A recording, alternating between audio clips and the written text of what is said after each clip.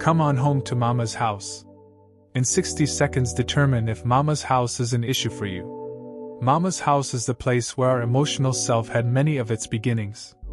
Our emotional self is essentially who and what we are and the way we experience and feel about life and the world around us.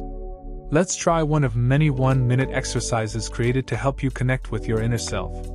This exercise is called visualization.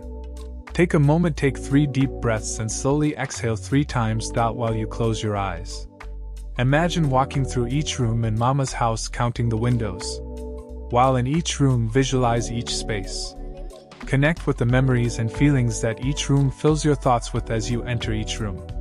When done, relax and exhale as you open your eyes.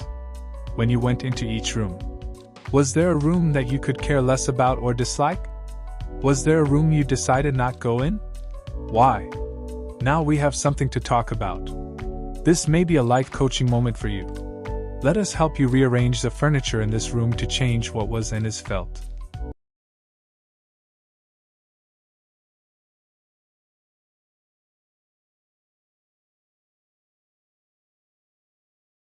Hello, thanks again for watching.